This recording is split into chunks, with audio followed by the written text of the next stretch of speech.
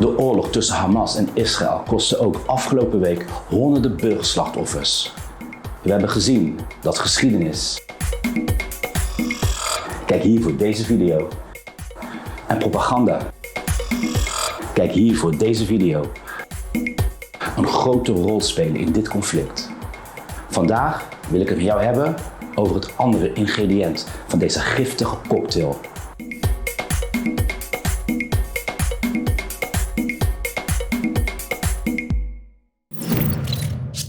Jeruzalem is een stad die je bovennatuurlijk kunt noemen, zelfs als je niet gelovig bent.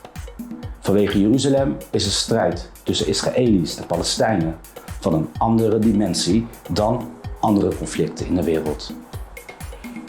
Het draait hier niet alleen om land, geschiedenis en cultuur, maar ook om godsdienst. Dus om goed of slecht, God of de duivel. De arme Palestijnen zijn hiervan het grootste slachtoffer. Christenen, Joden en moslims voeren hier een bovennatuurlijke strijd.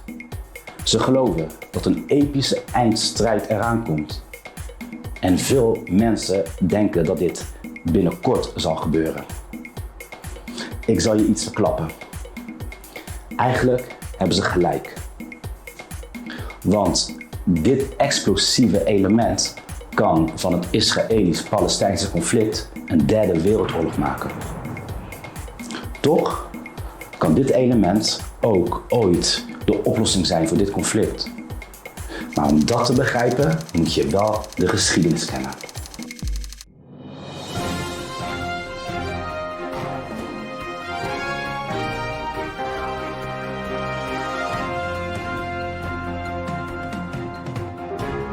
Ik ben Jean-Éric en dit is het Oud Nieuws Journaal, jouw wekelijkse update van de geschiedenis van onze toekomst.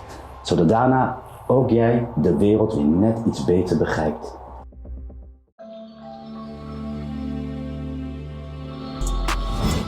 Because the Bible actually specifically names Russia as the principal player in this military campaign that's going to happen against the nation of Israel. And this is significant because the second most significant player in this military campaign is Iran. We're going to see here in chapter 38.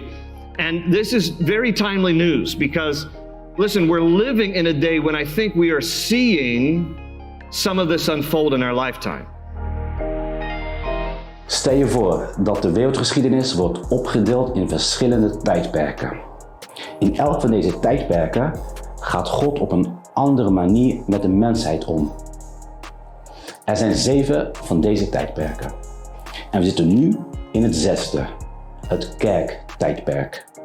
Een kenmerk van het kerktijdperk is losbandigheid, atheïsme, oorlog en rampen. Dit verhaal bouwt op naar het einde van de wereld en de grote finale, de dag des oordeels. En er is een bijzondere rol voor de Joden. Want hoe dichter we bij het einde van dit tijdperk komen, hoe meer Joden van over de hele wereld terugkeren naar hun beloofde land, Israël. Uiteindelijk beleeft de wereld 7 jaren van chaos en onderdrukking door de antichrist.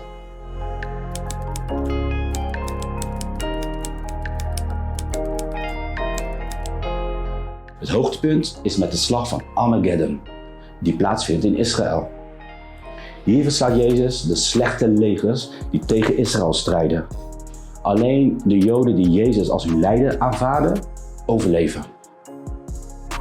Deze theorie is populair onder veel christenen, vooral in Amerika. Ze worden christelijke Zionisten genoemd. Jeruzalem is voor hen het epicentrum, want hier keert Jezus terug. Waarna de legers van het duister en het licht een laatste epische strijd uitvechten.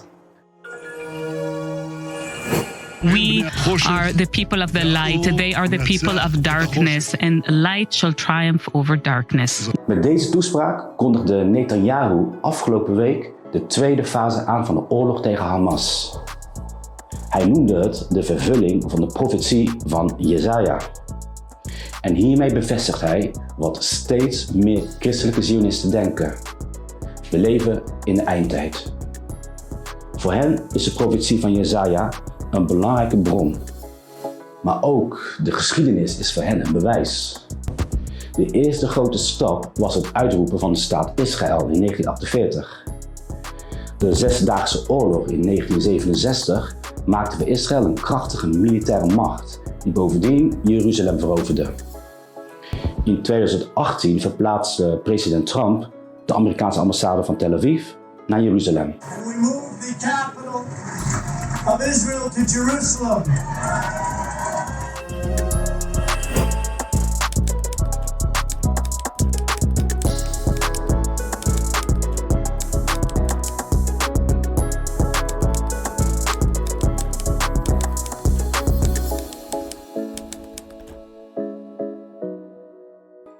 Om het christelijke zionisme beter te begrijpen, hoeven we niet terug te gaan naar Johannes of Jesaja.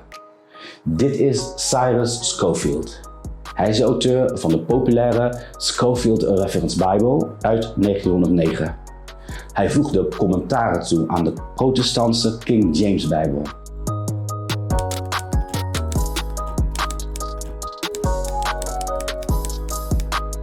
En deze commentaren kregen een grote impact op het geloof van miljoenen Amerikanen en op het Amerikaanse Israëlbeleid.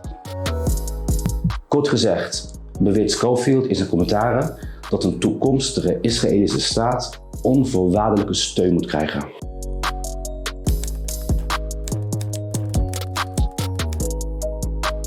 Want met deze steun komt de eindtijd dichterbij. Volgens experts heeft Scofield met zijn Bijbel een grote invloed gehad op het Israëlbeleid van Amerikaanse presidenten als Truman, Reagan en Bush. Omdat de Scofield-Bijbel uitkwam toen ook het Joodse nationalisme, het Zionisme opkwam, en omdat Scofield veroordeeld is geweest voor oplichting, menen anderen dat hij werd beïnvloed. Wil jij dit complot zelf onderzoeken? In de beschrijving hieronder heb ik een aantal bronnen gedeeld. Deel vooral jouw bevindingen als reactie hieronder. If we can get 50 million evangelicals in America to join hands with 5 million of the Jewish people in the United States of America, it will be a marriage made in heaven. Ook deze 3 personen hebben de Amerikaanse publieke opinie sterk beïnvloed. De Engelse bijbelleraar John Nelson Darby is een 19e-eeuwse voorloper van het christelijke zionisme. Hal Lindsey schreef boeken die miljoenen Amerikanen hebben gelezen vanaf de jaren 70. Een onderzoek uit 2022 laat zien dat de helft van de Amerikaanse christenen gelooft dat we nu in de eindtijd leven. De eindtijd die Lindsey in zijn boeken beschrijft. De beroemde dominee en christelijke zionist Billy Graham had een grote invloed op bijna alle Amerikaanse presidenten sinds de oprichting van Israël.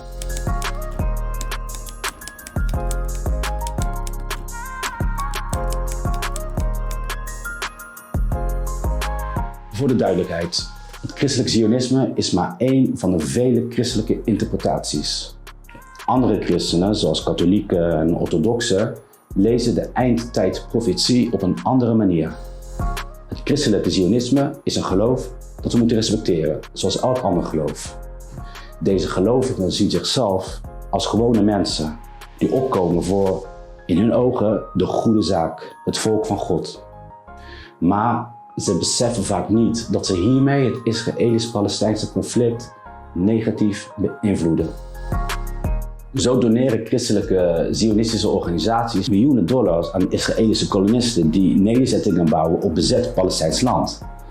Ook beïnvloedt hun geloof in grote mate de Amerikaanse publieke opinie en de politiek. Dus ook het conflict in het Midden-Oosten. We hebben het namelijk over 's werelds machtigste land en Israëls grootste bondgenoot.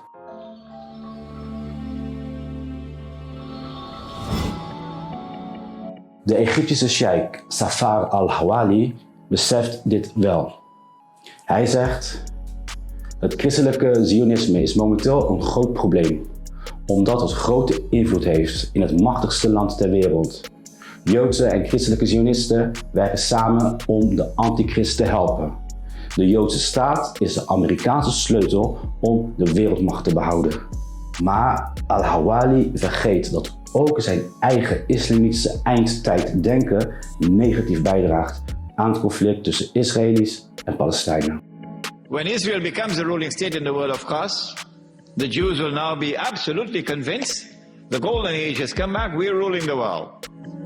This is the Messiah. Then after Israel has ruled the world for a day, which is like a week, at that time, of course, Dajjal will appear now in a day which is like our day, so we'll see him in person. That is the time when the water will be dry in the Sea of Galilee. It is at that time that the Imam emerges, Imam al-Mahdi. Hoe ziet de eindtijd eruit volgens veel moslims? De wereld is een plek van chaos met grote aardbevingen, atheïsme en mannen die zich verkleden als vrouwen en vrouwen als mannen.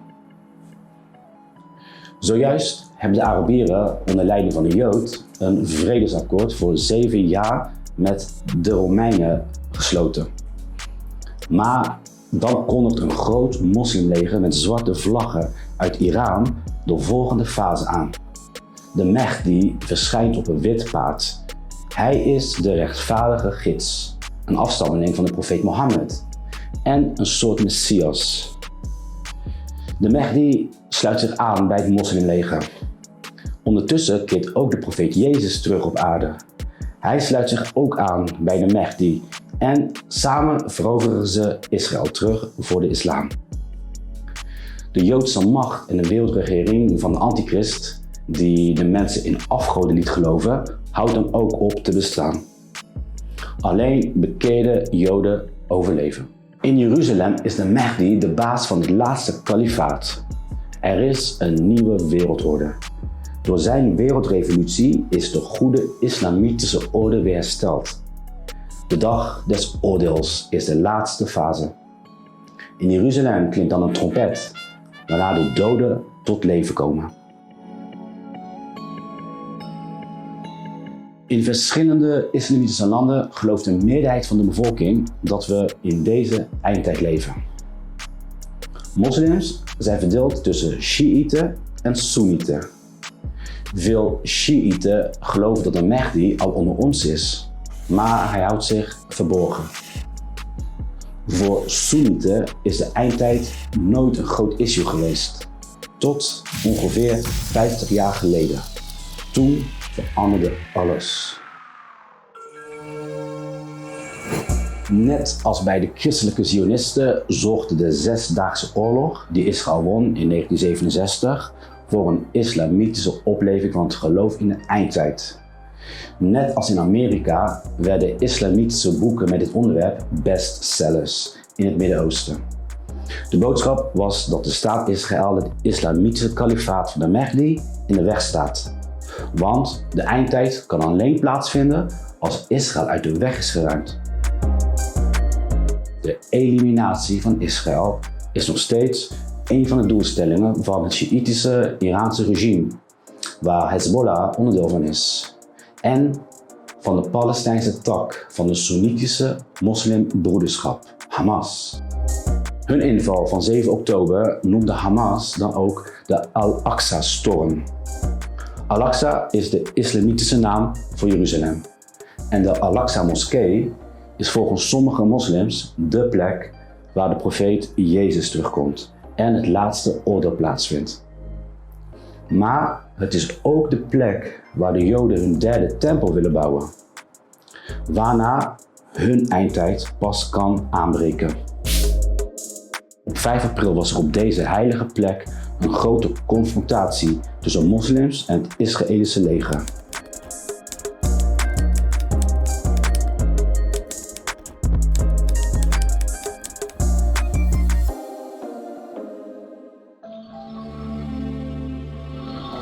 In 1979 was de Iraanse revolutie.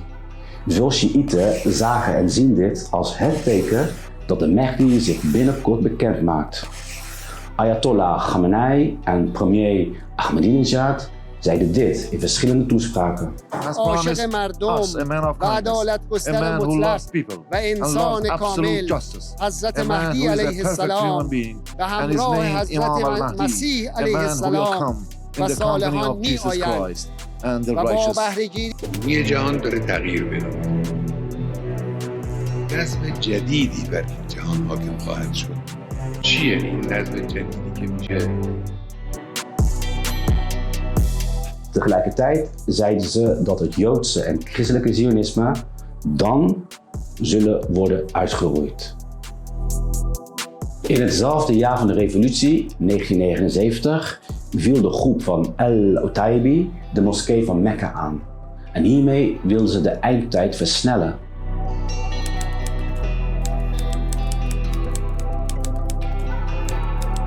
In de jaren 80 bezette de Sovjet-Unie Afghanistan. De Palestijn Abdullah Azzam, alias de godvader van de moderne jihad, deed toen een oproep aan alle moslims. Vecht mee tegen de Russen, want deze oorlog is een teken dat de eindtijd nadert.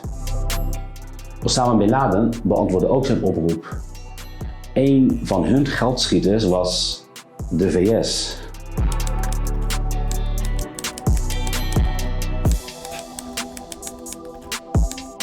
Hieruit ontstond Al-Qaeda. Al-Qaeda noemde 9/11 en de Amerikaanse inval in Irak in 2003 het teken van de naderende eindtijd. Vanaf nu veranderde de Soenitische kijk op de eindtijd. Boeken en preken die het wereldnieuws verbonden met de eindtijd werden steeds populairder. De voorspellingen werden actueler, want ze legden nieuwe verbanden. De belangrijkste vijand van de islam waren de christelijke Zionistische kruisvaarders. En Irak was het epicentrum van deze strijd. Herinner je je nog de voorspelling dat een moslimleger met zwarte vlaggen vanuit Iran met de Mahdi tegen de antichrist zal vechten? In de originele islamitische tekst staat niet Iran, maar Khorasan. Dit is de regio van Iran en Afghanistan. Bin Laden ging zijn locatie Khorasan noemen. En de westerse bommen van Afghanistan tot in Syrië pasten perfect in dit apocalyptische plaatje.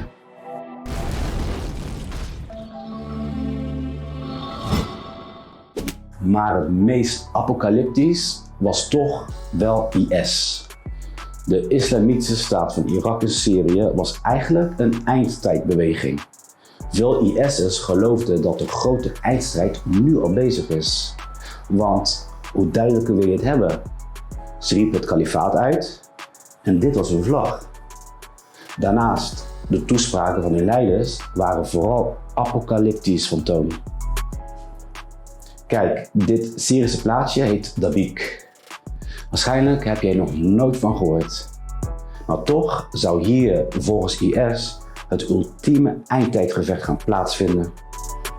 Met de westerse kruisvaarders. Maar de rollen waren ooit omgedraaid. Het scheelde weinig. West-Europa was in het jaar 732 islamitisch geworden. Maar in dat jaar stopte het leger van de Frankische Karel Martel in Poitiers de noordelijke opmars van de Moorse moslims. 300 jaar later vochten Franken weer tegen moslims. En deze keer in het Midden-Oosten. Het was de tijd van de kruistochten. Tienduizenden Europese christenen beantwoordden toen de oproep van de paus. De paus beloofde hen een plek in de hemel. Ze moesten Jeruzalem heroveren van de moslims. De kerk beweerde dat de eindtijd dichtbij was en iedereen geloofde dat. Zoals je nu begrijpt, was de bevrijding van Jeruzalem daarom cruciaal. En was de islam de vijand. En was deze oorlog heilig. De Tempelier-ridders waren het meest berucht. Volgens deze hoogleraar dwongen ze veel respect af bij de moslims. Vanwege de combinatie van hun ongekende vechtlust en religieus fanatisme.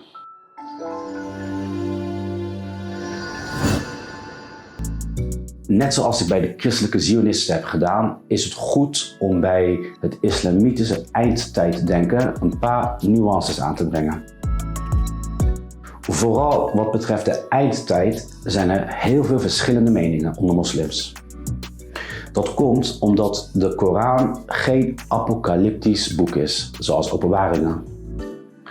De eindtijdvoorspellingen komen vooral uit andere islamitische bronnen, de hadith. Er staat nergens in deze bronnen dat het Westen de antichrist is. Nee, dat is een verhaal, een interpretatie, dat zichzelf steeds meer versterkte vanaf de jaren 70. Ga maar na. Er ontstaat een nieuwe islamitische beweging. Conservatieve islamgeleerden zien het westerse atheïsme als een bedreigende filosofie. Nieuwe massamedia verspreiden deze boodschap. Goed, mensen die in de eindtijd geloven, die zullen zeggen dat de huidige wereldgebeurtenissen hun bewijs zijn. Toch is de groeiende populariteit van het geloof in de eindtijd onder moslims, christenen en joden ook anders uit te leggen. Volgens deze wetenschappen wordt het apocalyptische denken altijd populairder wanneer mensen hun omgeving eng, onzeker en gevaarlijk vinden. Helemaal als het contact met elkaar of met de traditionele samenleving steeds minder wordt. Apocalyptische bewegingen vangen dit gat op. Want hoe fijn is het om te geloven dat je gered zal worden omdat jij uitverkoren bent nadat die vervelende omgeving is vernietigd.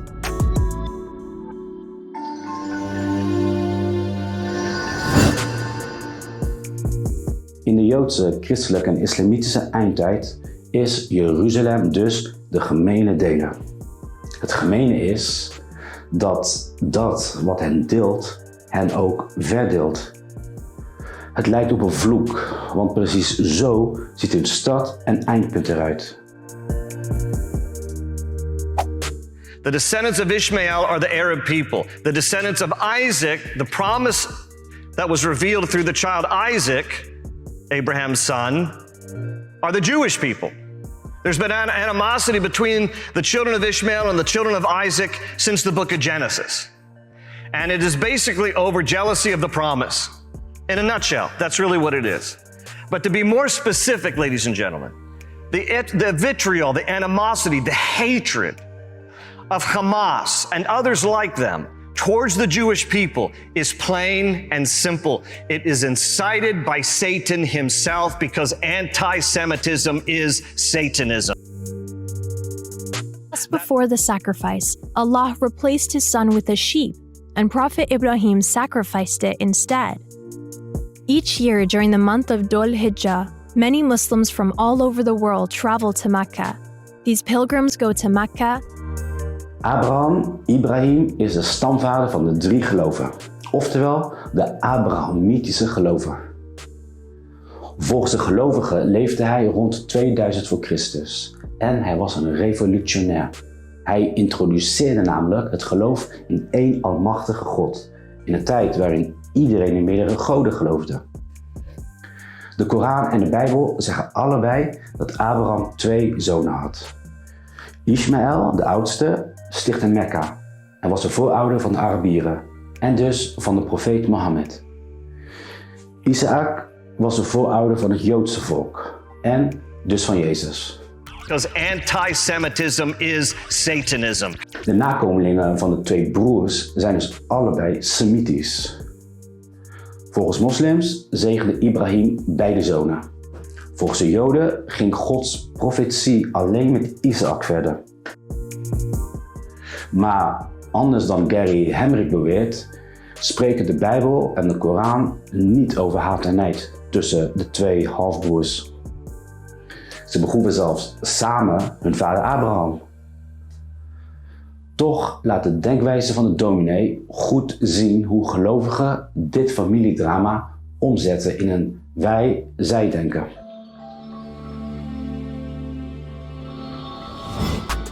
Het wij-zij denken is nu veranderd in een soort kosmische strijd tussen goed en kwaad. We kunnen uren discussiëren over het Israëlische-Palestijnse conflict, maar dit is zinloos, zolang alle drie de religies elkaar uitsluiten in hun visies over de eindtijd. Sterker nog, ze voorspellen alle drie een gewelddadige afloop voor de ander. Het is niet moeilijk te begrijpen dat als je medemensen indeelt in een kosmisch goed of kwaad, dit tot gewelddadige conflicten kan leiden. En als je dan ook nog gelooft in een bloederige eindtijd, gebaseerd op angst, dan verlies je al heel snel je morele kompas. De geschiedenis bewijst dit steeds weer. Of het nu de kruisvaarders of IS-jihadisten waren.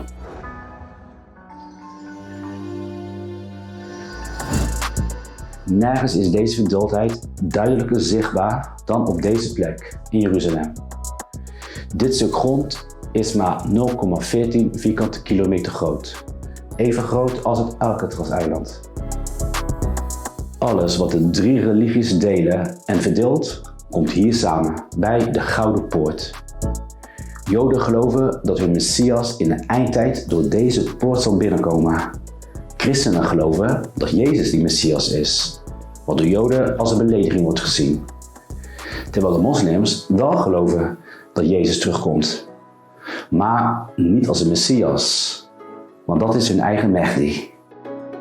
In de 16e eeuw heeft de Ottomaanse sultan Suleiman de Gouden Poort dichtgemetseld en er een islamitische begraafplaats van gemaakt.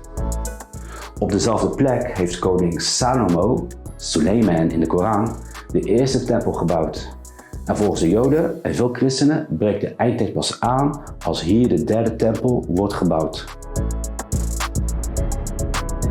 Maar er is één groot probleem.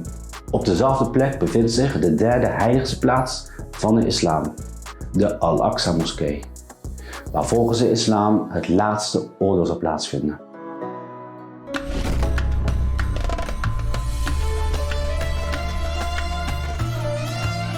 Jeruzalem is een verhaal dat generaties lang wordt doorverteld. In dit verhaal heeft elk geloof zijn eigen hoofdstuk en zijn eigen waarheid.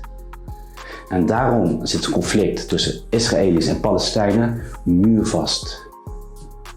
Als het alleen om land zou gaan, dan zijn compromissen mogelijk.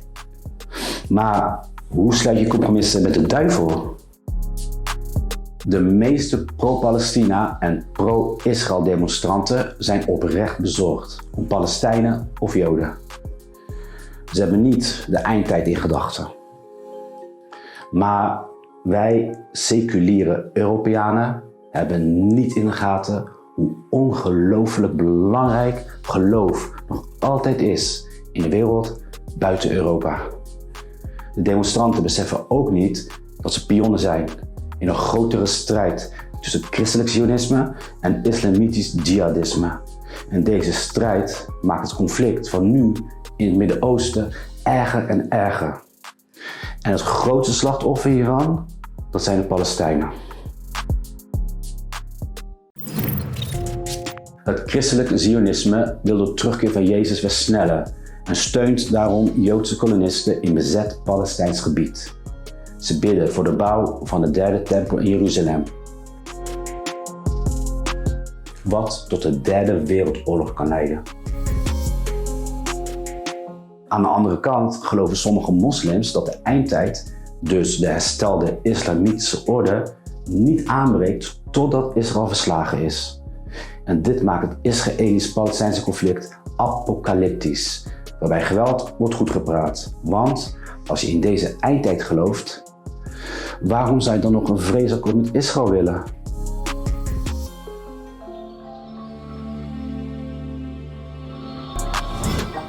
De religie is niet de enige oorzaak van dit conflict, maar het is wel een katalysator. Het Israëlisch-Palestijnse conflict gaat door, tenzij God ingrijpt. Tenminste, dat denken deze gelovigen. Maar welk geloof heeft gelijk? Toch is dit misschien niet eens de belangrijkste vraag. De oplossing ligt niet in de overwinning van één religie, maar in meer begrip tussen de religies.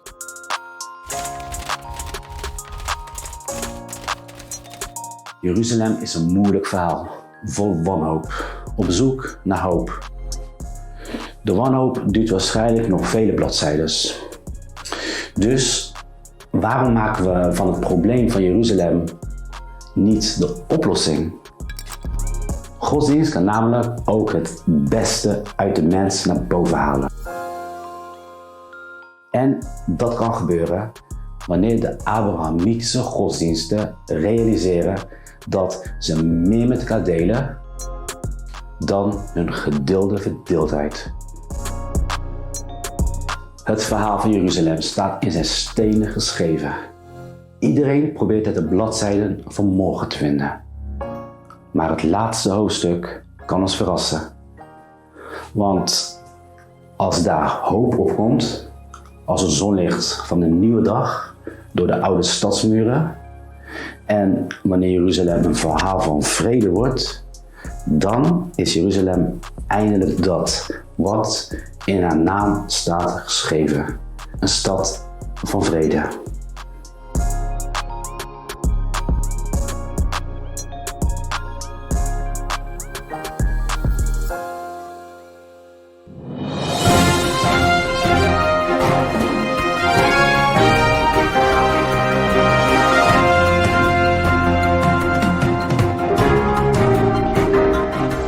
Vind jij onderwerpen als deze interessant? Abonneer je dan nu op mijn kanaal.